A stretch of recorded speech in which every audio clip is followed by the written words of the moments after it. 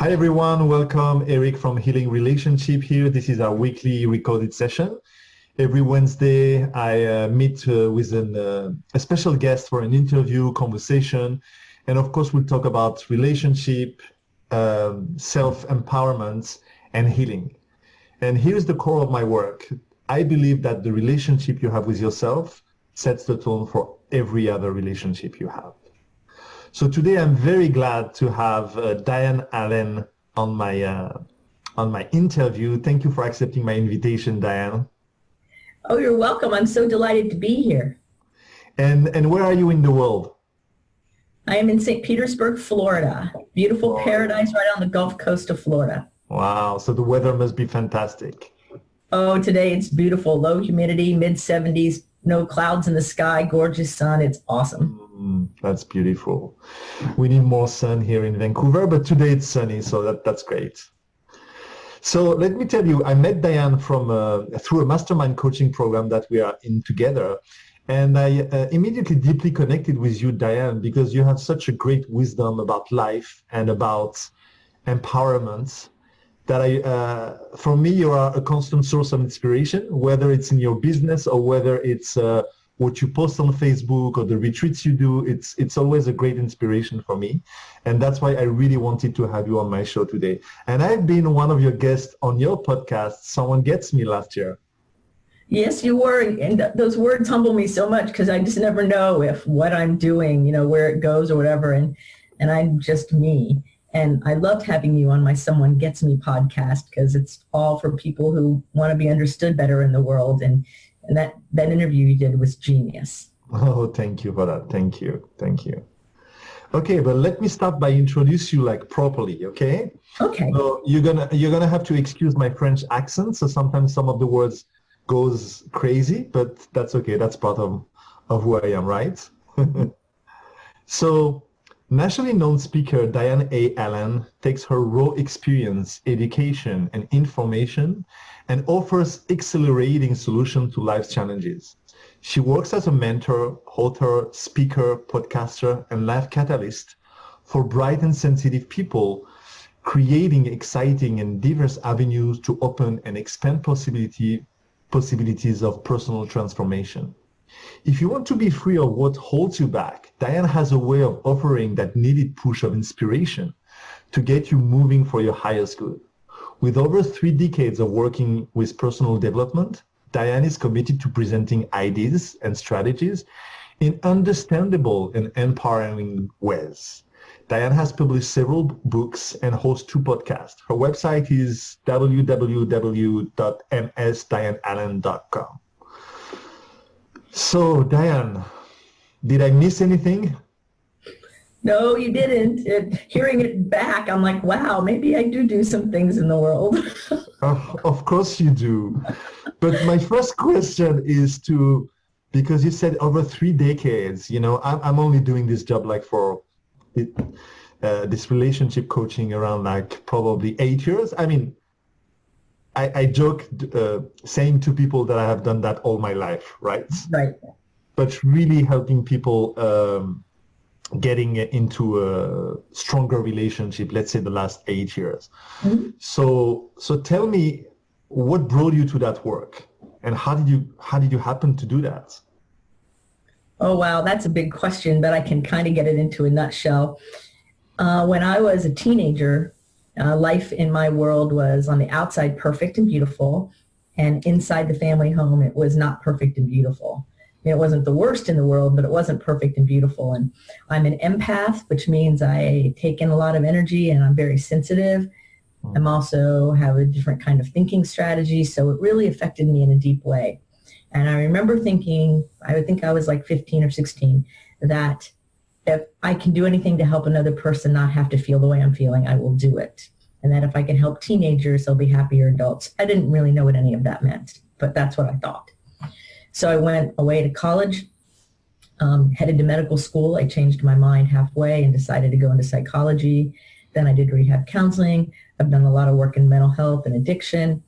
And I was featured eventually on CNN with Anderson Cooper about working with CEO and executives who had addiction problems, like right under everybody's faces, like getting drunk at work, or what do you do? And how do you help those people who are insulated financially?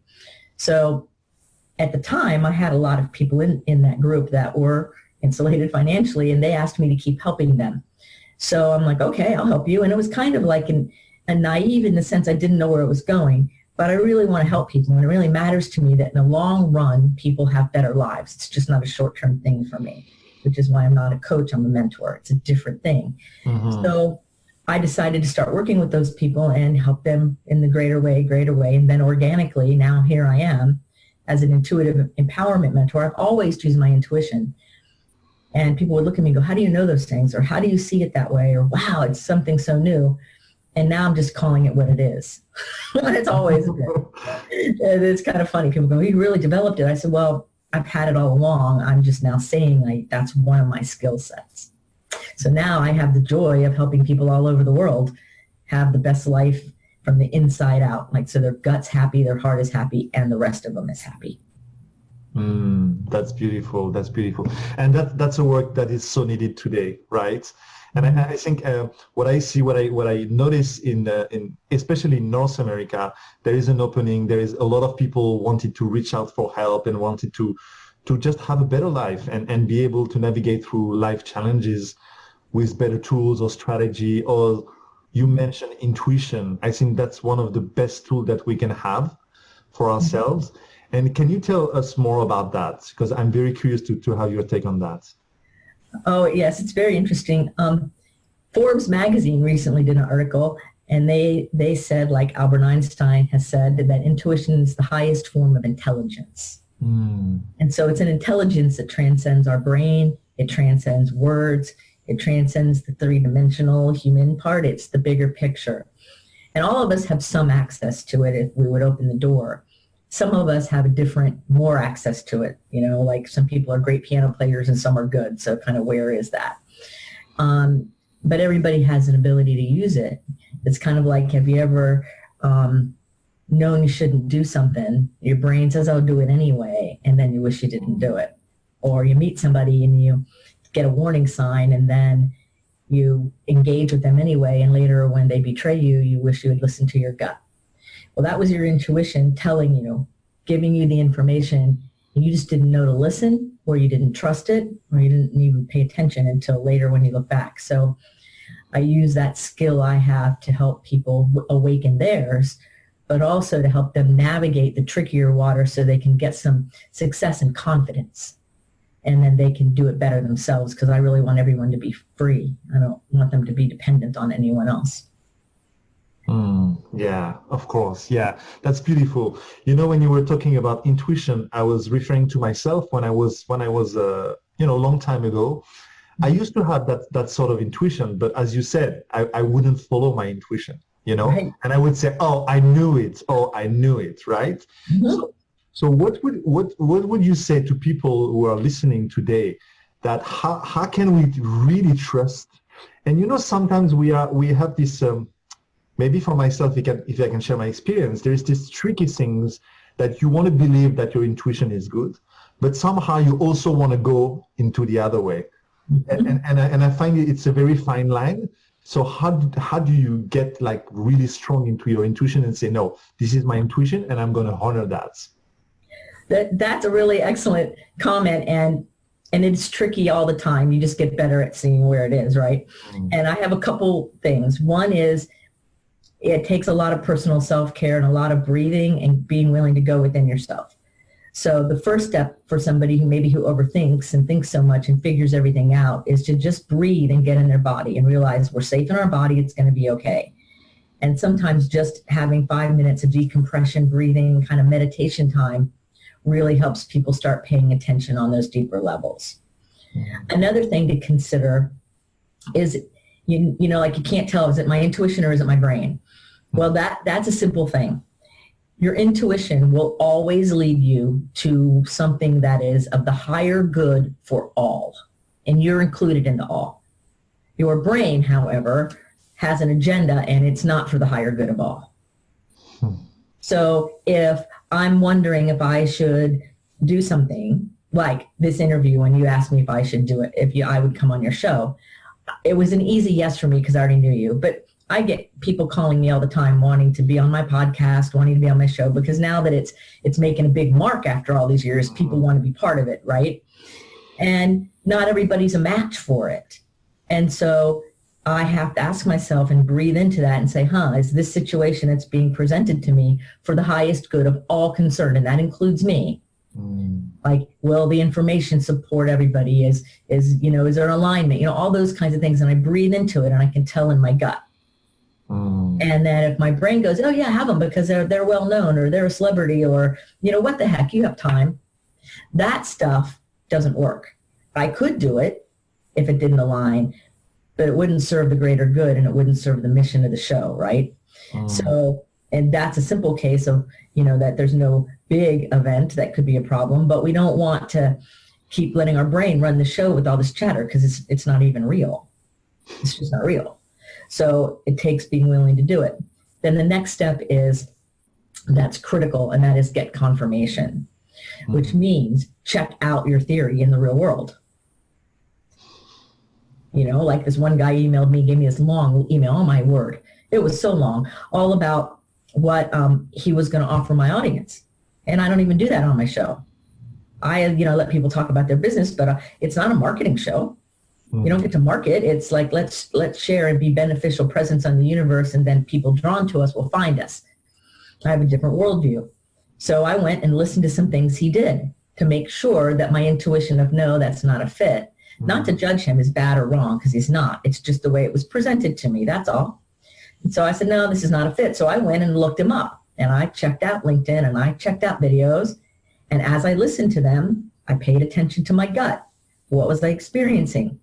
Oh, I experienced that same kind of disconnect. So I knew my decision was correct.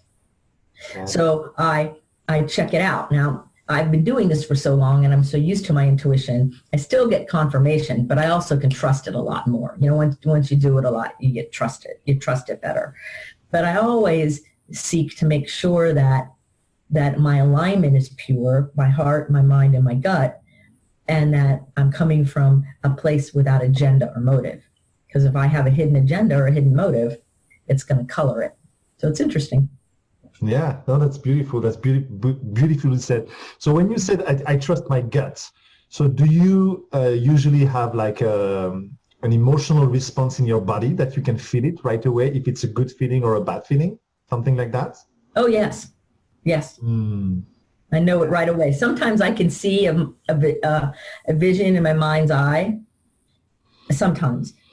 But I 100% of the time feel it. Sometimes my body even moves. Like if I'll be doing it, I'll feel like it want to go like that way. And sometimes I just feel it. If there's no visceral, some kind of experience or no kind of idea in my mind's eye, and then I sit with it a little longer until I really have clarity. Because sometimes I might think I got it, but breathing a little more and sitting with whatever it is a little more then reveals kind of what's really going on. So it really takes a lot of practice, right? It takes practice. It takes desire. It takes willingness to pay attention. In fact, just 10 minutes before we got on this call, I was walking through my home and I had an intuition like that about something I was pondering this morning. So 7 hours later, in pops the answer out of my intuition, which means my higher intelligence was answering my earlier question. And it will often answer when I'm not thinking really hard about it, because when we're thinking really hard and figuring, our brain is running interference and stopping us from our higher good. So I grabbed a pen and I wrote it down really quick. It's right there. It's all scribbly. See? Scribbly. And I did it so that I could get it out, and now I have it. And then later on, I can go back and revisit, okay, I immediately knew how it was the answer to the question. But if I didn't, I would sit and look at it and go, oh, now I have an awareness that will catapult me forward in that part of my life that I wouldn't have otherwise if I didn't pay attention to that idea that popped in out of nowhere. Yeah, that's beautiful. When I was hearing you talking, I almost felt like you also allow a space for the answers to come, and Yes. with no timeline, whether it's come immediately or whether it comes a bit later, right? Oh, yes. I'm glad you said that. My clients all know that it is common that after we meet, that they'll get an email or a text message or a phone call within the next few days.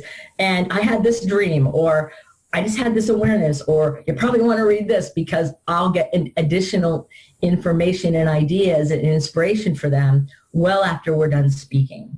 So I tell them all right out of the gate. If don't expect that it's only the time we're talking, because if something comes in and it's beneficial for you, then I'm going to share it with you. I'm not going to withhold it or wait.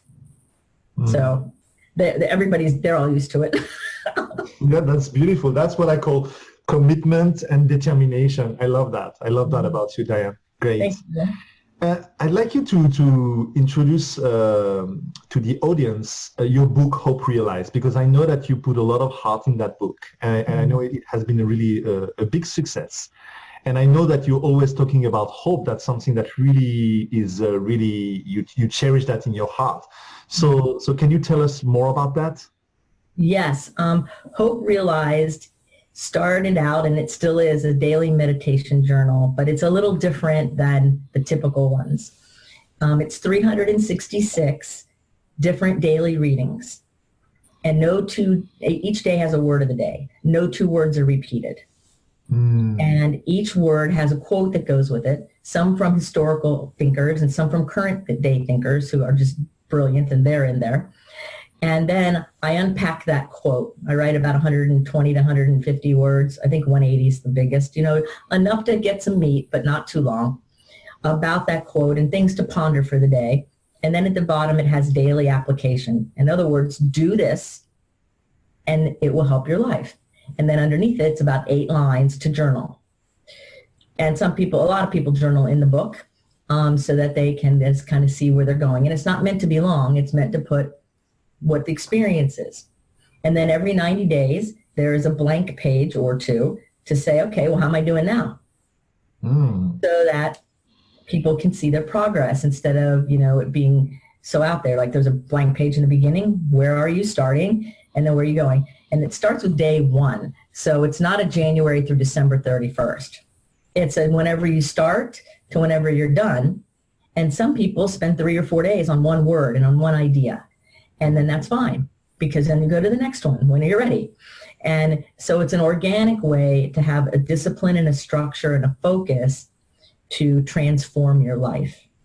And it's very transformative. A lot of people that I work with are using the book, and I've been getting emails constantly from people that I don't know who are seeing change within the first 15, 20, 30 days, because it's really powerful. I wrote it from my intuition largely. And it's like, it's genius. It's funny because it's my 6th book, right? And I have another daily meditation journal out for visionary leaders. So if somebody's like a visionary and they find themselves have a hard time like getting focused in life, that meditation book is better for them. The Hope Realized is more for people who want overall transformation and healing and that kind of thing. I love it. I use it myself. My word today was renewal. So. I love that word, renewal. Yeah, that's beautiful. I love that you talk about transformation. I also use that word a lot in my own work. And in your opinion, what is the keys, the main keys for transformation? When we really, we are stuck in life or whatever, we have challenges and we feel that there is something else and we don't know where to start. What are the keys to start to feel that shift of transformation within ourselves?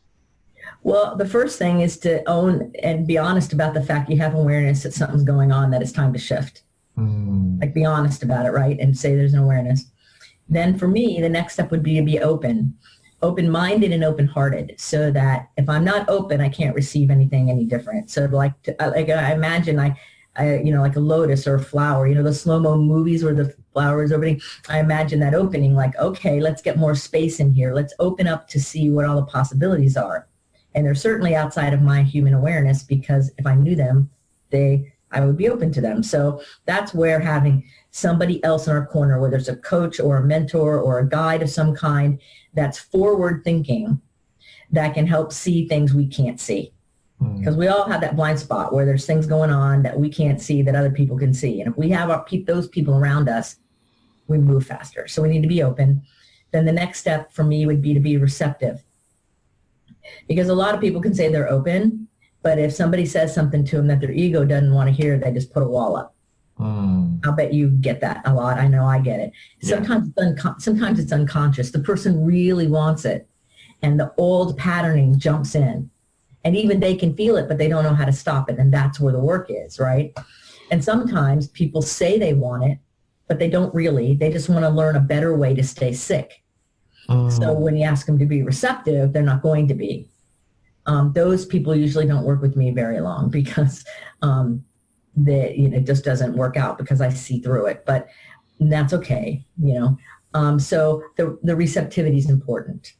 And then to be responsive is the next step for me to what's my response? What am I going to do with it? Okay, I've received this great information, like I just received that download, right? Well, now, how am I going to respond to it? My first response was I wrote it down so I don't forget it, because my ego will try to forget it, right? So I wrote it down. Now, what other response? Am I going to share it with somebody? Am I going to write about it? Am I going to journal about it? How am I going to integrate it? What's the response for how I'm going to make it part of me? How am I going to weave it into my being? Right? And then the last part that I love, but a lot of people look back at me funny, and that's to be obedient. To now do what I said I'm going to do. Obey the higher principles is what I'm talking about.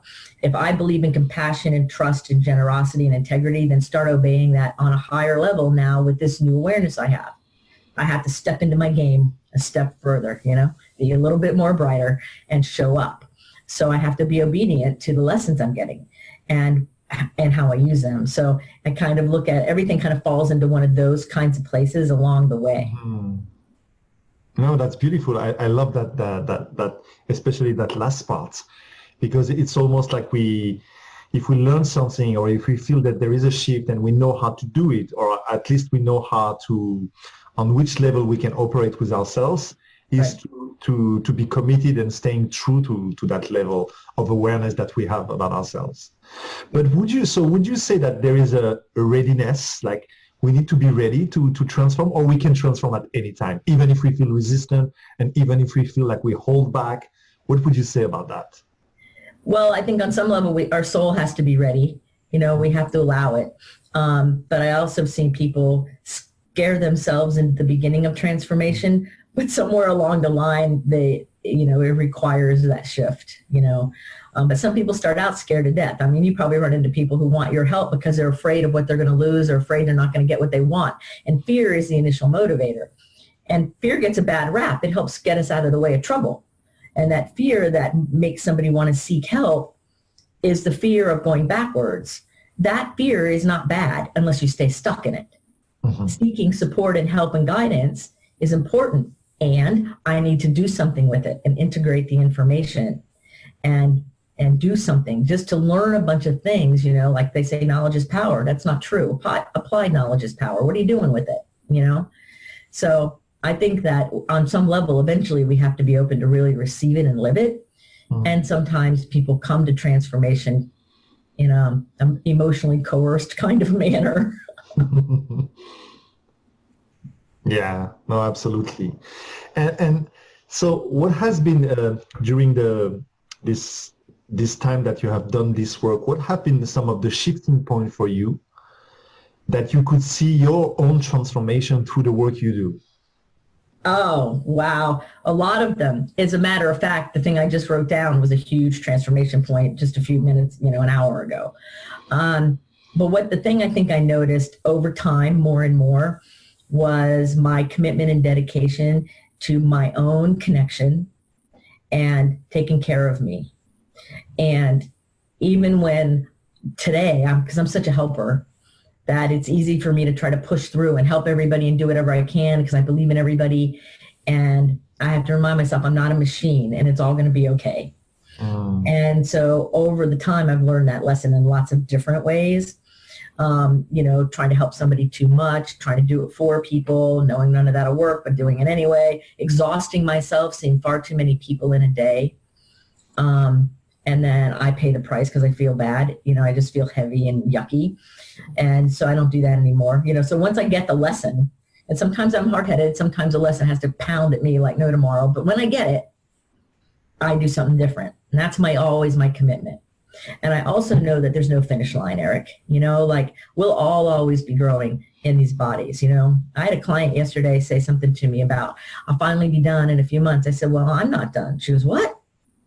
I said, haven't always been like this. I grew out of a very dark space and really done a lot of work, and I continue to and will always be working on me until I'm not here anymore. And then when I'm not in the physical being anymore, that means I don't need the body anymore to learn the lessons. But as long as we're in bodies, it's time to, be open to whatever the next lesson is. So I've learned that. Another big one I learned was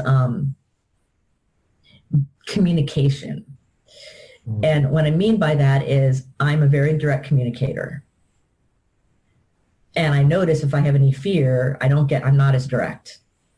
Or I'm not aligned somehow, I'm not as direct. And I have a hard time when somebody speaks in innuendos and stories and I can't understand what they're trying to say. That doesn't work for me. And years ago, I used to be I'd get frustrated and upset with those people. Like, just say it, kind of thing. Now I understand that that's not comfortable for me, and I either ask better questions to get what I'm looking for, or I disengage the conversation somehow because it's not going to serve either of us. And so now I have way better boundaries and way better understanding, and I catch things earlier because I've been practicing, And like I tell my clients, I know you can relate to this, there are days that we are going to be stellar at this stuff, we nail it. And other days we're going to suck. And it's okay. It's life. It's messy. It's going to be all right. I used to think I always had to do it all really well all the time. Like I'm on all the time. No, that's not the case. I'm on most of the time when I'm outside of my house because I'm, relatively known. So I do that. I do pay attention. But we're all human. A lot of my clients are high profile people, and they're human too. They put on pants like we do. They drive their cars. They worry about gas prices. They have to take care of their families and put roofs over their head. It's the same thing no matter who we are. But it all comes down to it. So I just try to remind myself of that all the time, that we're all going to be okay. It's going to be all right. Yes. You're right. It's a practice and it's a lifetime. I love that you mentioned that, because for me, that was a huge shifting point in my life when I realized that there's no ending. This is a lifetime process. We need to learn, we need to grow. And sometimes we learn fast, sometimes we grow fast, and sometimes we're just stuck. And it's okay to be stuck, and it's okay to be compassionate with ourselves. And it was a huge, for me, shifting point and transformation, just realizing that and acknowledging that for myself, and be okay to be in a space where sometimes I grow and sometimes I can feel stuck, or I can feel, in my head and not so much in my heart, right? Right. So I love that you mentioned that, because I think a lot of people don't realize that. And I think when you start to realize that, then life can get a little bit easier, because then you can just slow down the process. And when it needs to be fast, you go fast. And when it needs to be slow, you're okay with that. Mm-hmm. So I really appreciate you bringing that in the conversation. Let me ask you one question. If someone is listening today and have a huge challenge in his life, or a small challenge, and he's getting to his head, and what is one push that you can give them that they can start to maybe to have a fresh perspective, or they can start to see, oh, okay, that might need some hope? You mean that they're overthinking something going on? Overthinking, or they're going through a breakup, or they're going through a challenging time in their life at work, and they don't have the energy to deal with that because they are stuck in the rut. So what is one thing that you can tell them, or maybe one tool, or something that can push them, give them the little push that sometimes we need in order to move forward? Yes, now I understand. I have a couple, lots of ideas. But the easiest one is to remember that our prefrontal cortex operates on commands. And so the first thing I teach everybody is when your brain is bothering you, going in circles, to say stop. And then take 3 deep breaths, exhaling first, as long deep breaths, and then put behind the 3 deep breaths some kind of mantra. I use, I am well and I am safe. Or you could say, God is with me and all is well. Or you could say, I could feel love instead of this. Or you could say, I am magnificent. Anything, really, that is affirming. And then you just kind of hold that new thought. Then if the obsession things starts coming back, you go, stop. 3 deep breaths and back to that phrase. And then pretty soon it stops. You don't have to say the stop out loud, though. If you're alone or you're in your car or you're somewhere where you can, it's better to say it out loud, because your brain believes your own voice above all other voices. So when it hears you say it auditory like that, it'll stop. Like everybody who's listening, including us, when I said stop with that affirmation, their brain stopped for a second. And that stop for a second is kind of like the door opening to put something new in. And the breathing expands that space, and then you put the new thing in. Which I use, I am safe, all is well, because typically we're obsessing because there's an underlying fear of some type. And typically fear comes because somewhere we're not feeling safe. So that's why I use that. But it really doesn't matter what it is, as long as it's affirmative and it connects to you. I love that. I love the stop. I mean, I use other techniques, but I love the stop. This is enough. Go away. I like that. Yeah, I really like that. So Dianne, tell me one thing. Besides helping people, what do you love to do? I know you asked this question. I stole that question from your podcast. Yes, you did. There's several things I love to do besides helping people, though that's right at the top. I love racing sailboats. I've been racing sailboats since I was a very young child, and it's where I get my competitive spirit out. It's a mental, physical, emotional sport. We have a great team, and I love, love, love sailing. And then I also love quilting. I just learned, in fact, the quilt hanging behind me I made. And I learned that recently. A friend of mine showed me a quilt she wanted to make, and I'm like, I want to make that. I had no idea what I was getting into. And I love it because it uses, it's a lot of precision, and it's also a lot of creativity. So it uses the right and left sides of my brain perfectly. So I had no idea that's what I was getting into, but it's one of my new favorite wonderful things. And I love gardening and flowers and growing my own vegetables and digging in the earth.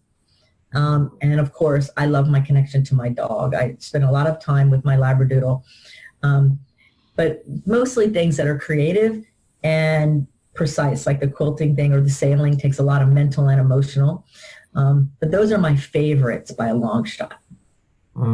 That's beautiful. That's great. That's beautiful. So do you have a next book in preparation right now? Yes, I do. You want to talk about it, or you want to keep it secret for... I can give you, I actually have 2 books coming out, one and then another. The next one that's going to come out, I'm going to say it's the next one because I'm not sure of the order, but it's a Lightworkers Instruction Manual. It's an actual manual for people who are healers and helpers or intuitives who really want to know how to do it. Or say they have the gut thing, like there's more going on here spiritually and they don't know what to do. So it has a lot of exercises, a lot of strategy, a lot of way to step into your role as a healer or grow in your role as a healer in print. So that's that book. It's got a lot of input in it from many of my clients and myself over a lot of years. It's kind of a compilation of, we've been on the rocky road, let us share some of the ways to smooth your road out a little bit kind of idea. That's beautiful. That's great. Yeah. Well, Dianne, we are at the end of the interview. I really appreciated you coming here. I need to tell you that I really appreciate your presence, because when you're there, you're really there. I feel your intuition. I feel your confidence. And it's really refreshing to talk to someone who is so confident in your abilities, and in your abilities to navigate through life. So thank you very much. I hope like all the people who would listen to this interview would get inspired. And so remind us how we can contact you if some people wants to reach out to you. Well, I'm on Facebook. I have a page, Ms. Dianne Allen, Intuitive Empowerment Mentor, and my website, you can reach me through there, is Ms. Dianne, Dianne, Allen, ALLEN.com. And I'm also on LinkedIn. I'm all over the place. I'm all over social media. So you can just look up Dianne. Just make sure you put 2 N's in it. Otherwise, you're not going to get me. And I'm happy to help anybody or answer any questions or talk to anybody about anything at all regarding their personal growth. Thank you very much. Thank you very much, Dianne. Do you want to say anything else before I complete the call? Yes, I have one message for everybody who's listening. You're a rock star. So whether you know it or not, you're a rock star. Bring all that beauty within you out into the world, because the world really needs your gifts. And Eric is here to help do that in the world. That's why he's doing his interviews, and that's why I do the work I do. So cooperate with us, will you, and bring out your inner greatness. That's beautiful. Thank you. Thank you, Dianne. Thank you very much. Thank you for your authenticity, and I'm sure a lot of people will get inspired by this talk. So guys, until next week, don't forget one thing: when you open your heart, you have all the love you need. So seek for joy, seek for be in peace in life, and get inspired. See you next time. Bye-bye.